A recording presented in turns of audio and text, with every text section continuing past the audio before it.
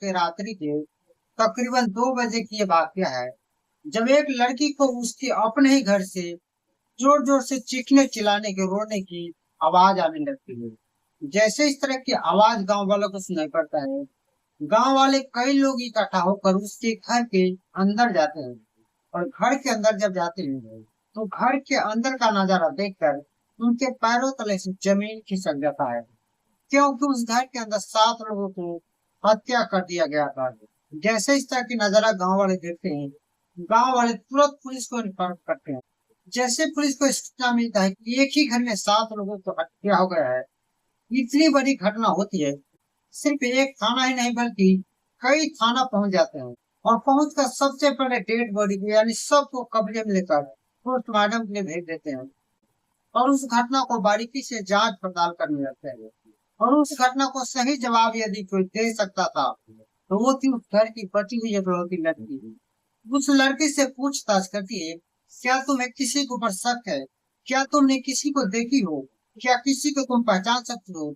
कौन हो सकता हो तो तुम्हारे घर परिवार वालों को हत्या करके चला गया? तब लड़की पुलिस को बताती है, मैं छत के ऊपर सो रही थी और अचानक आवाज आने लगा।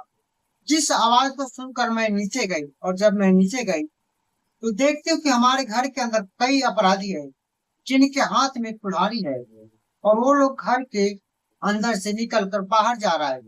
पर जैसे वो लोग घर से बाहर निकला, मैं अपने घर के अंदर गई और जब घर के अंदर गई तो देख रही कि हमारे घर परिवार में 7 लोगों को हत्या कर दिया गया है। बस लड़की इतनी बात बताती है और लड़की बेहोश हो जाते हैं क्योंकि उनके घर में 7 लोगों को हत्या हो गया है। बस तुरंत पुलिस उस लड़की को आनंद फानंद हॉस्पिटल में दाखिला करवाते हैं, क्योंकि इनके परिवार में 7 लोगों को हत्या हो गया है। और इस लड़की को भी यदि देख रेख ना किया जाए, ना बचाया जाए तो शायद इस लड़की को भी कुछ हो सकता है। इसलिए इस घर में बची हुई इकलौती इस लड़की को बचाना बहुत जरूरी है। फर्स्ट पुलिस उस लड़की को हॉस्पिटल में दाखिला करवाते हैं और घटना को बारीकी से जांच पड़ताल करने लग जाते हैं।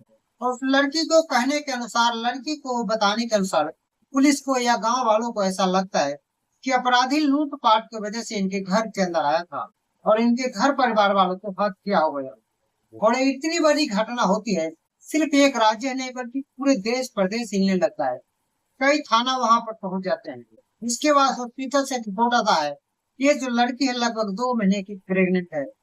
जैसे इस तरह की रिपोर्ट पुलिस को मिलती है, पुलिस को जांच का जो एंगल है पूरी तरह से घूम जाता है और पुलिस उस लड़की को मोबाइल नंबर को सीडीआर निकलवाते हैं, कॉल डिटेल निकलवाते हैं। और जब कॉल डिटेल निकलवाया जाता है तब पता चलता है कि जिस दिन इनके घर परिवार वालों को हत्या हुआ था, उस दिन एक ही दिन में तकरीबन 52 बार यानी 52 बार एक ही नंबर पे कॉल किया गया था।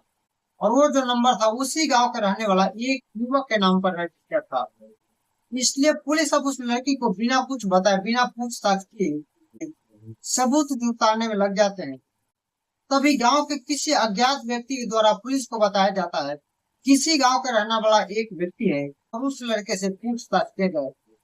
पर जैसे अज्ञात व्यक्ति के द्वारा इस तरह की बात पुलिस को बताया जाता है, पुलिस उस लड़के के घर जाते हैं और तुरंत उस लड़के को अपने कस्टडी में लेकर पूछताछ करते हैं। और जब पूछताछ करते हैं तो लड़का इधर उधर की बातें बताने लगता है। और जब इधर उधर की बातें बताने लगता है तब पुलिस सख्ती से पेश आती है। और जब सख्ती से पेश आती है सब लड़का सारी बातें बताता है। तब लड़का कहता है, हाँ मैंने ही मारा है, ये 7 लोगों को हत्या मैंने किया है, लेकिन मैंने जो कुछ भी किया है लड़की के कहने पर किया है। सब पुलिस कहता है कि आखिर तुमने क्यों मारा है। तब वो लड़का जो बयान देता है सुनकर सिर्फ एक पुलिस अफसर ही नहीं बल्कि सोशल मीडिया के माध्यम से जैसे खबर लोगों तक फैलता है, हर इंसान सोचने और समझने पर मजबूर हो जाता है। आखिर क्या हुआ, कैसे हुआ, इस घटना को, सच्चाई को जानने के लिए बने रहिए आप हमारे इस वीडियो के अंत तक। तो मैं हूँ लाल साहब राय और आप देख रहे हैं ट्रू क्राइम स्टोरी। दोस्तों आज का जो सच्ची घटना मैं सुनाने जा रहा हूँ, ये घटना है उत्तर प्रदेश की। उत्तर प्रदेश के एक जिला लगता है अमरोहा और अमरोहा जिला का एक गांव लगता है बावनखेड़ी। बावनखेड़ी गांव का रहने वाला यह लड़का, जिसका नाम होता है सलीम। सलीम को पुलिस अपने कस्टडी में लेकर उसे जब पूछताछ करता है तब सलीम पुलिस को बताता है कि ये लड़की जिसका नाम होता है शबनम, जो शबनम उसी गांव का रहने वाली होती है। शबनम जो एमए की होती है, एक स्कूल में इंग्लिश टीचर होती है, बच्चे को पढ़ाया करती है। शबनम और सलीम बेपनाह प्यार करते थे, शादी विवाह करना चाहते थे। और जब शादी करना चाहते थे तो ये जानकारी लड़की अपने पिताजी को देती है। और जब अपने पिताजी को यह बात बताती है तो पिताजी शादी करने से इनकार कर जाते हैं, क्योंकि उनके जो पिताजी थे उस गांव के सबसे रईस व्यक्ति में थे, एक थे। और एक स्कूल में एक अध्यापक थे, लेक्चरार थे। इसलिए उस लड़की के पिता या घर परिवार के लोग उस लड़के के साथ शादी करना नहीं चाहते थे, क्योंकि ये जो लड़का था छठी फेल था, और वो जो लड़की थी एमए की थी।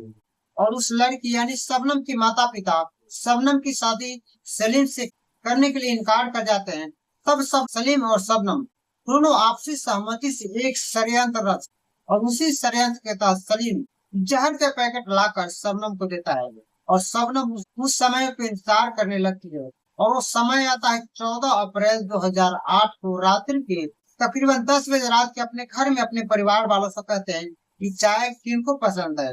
घर के सभी लोग बड़े खुश थे, इसलिए कहते कि चाय मुझे भी पसंद है, मुझे भी पसंद है। शबनम अपने ही हाथों से चाय बनाती है और अपने घर में सारे लोगों को चाय पिला देती है, और वह चाय नहीं पीती है।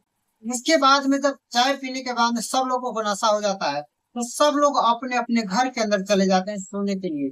और जब सोने के लिए चले जाते हैं, तब शबनम अपने प्रेमी सलीम को कॉल करती है। तब सलीम कुल्हाड़ी के साथ आता है और उसके घर परिवार वालों को सोते हुए देखकर उनके ऊपर कुल्हाड़ी से वार करता है, जो एक एक करके 6 लोगों को हत्या हो जाती है।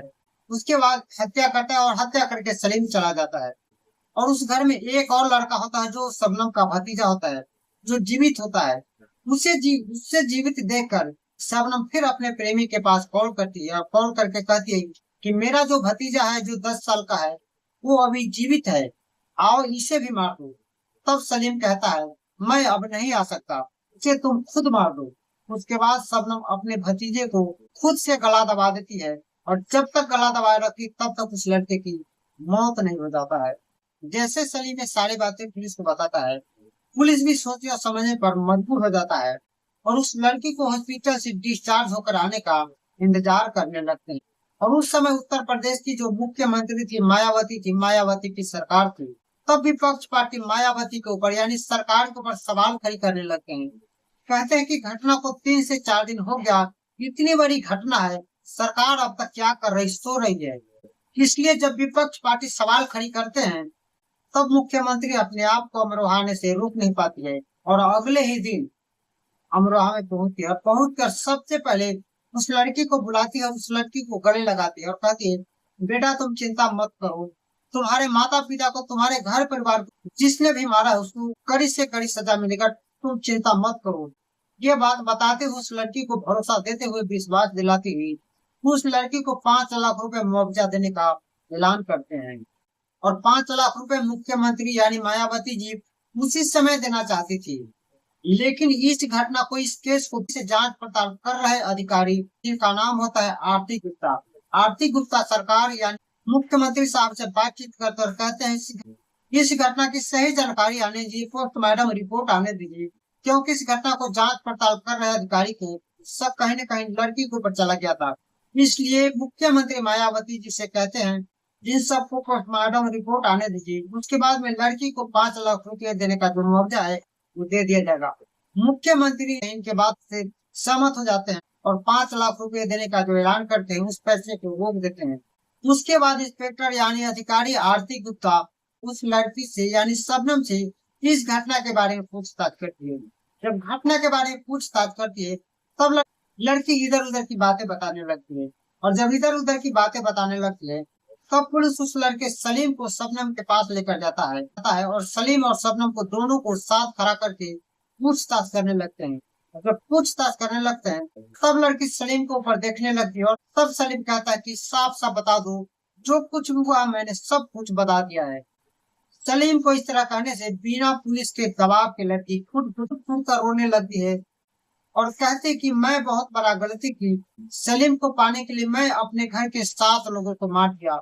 7 लोग मरे हैं जिनका नाम होता है शबनम का पिता जिनका नाम है शौकत अली, शबनम का माँ जिसका नाम है हाशमी, शबनम का बड़ा भाई जिनका नाम है अनीस, शबनम का छोटा भाई जिनका नाम है रशीद, शबनम की भांजी जिनका नाम है अंजुमा, शबनम की भाभी जिनका नाम है राबिया, शबनम का भतीजा 10 साल का जिनका नाम है अर्श।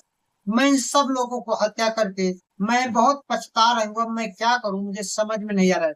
बस शबनम इतना बात बताती है, फिर से बेहोश हो जाती है।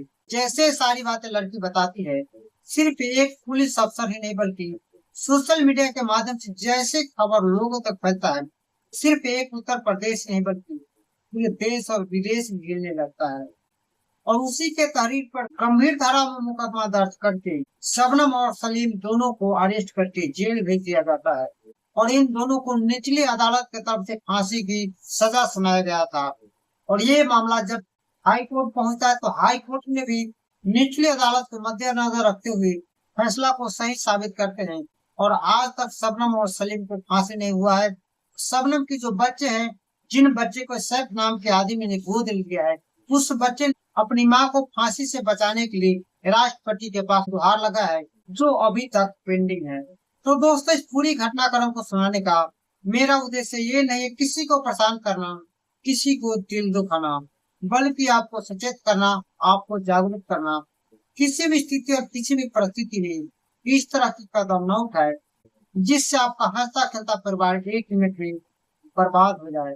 बाकी इस विषय में आप क्या सोचते हैं, अपना राय हमें कमेंट बॉक्स में जरूर बताइएगा। वीडियो अच्छा लगा तो लाइक करें, चैनल पर नए हैं तो चैनल को सब्सक्राइब करें और दोस्तों में शेयर अवश्य कर दिया करें। फिर मिलते हैं किसी नेक्स्ट वीडियो में, तब तक के लिए अपना ख्याल अवश्य रखिए।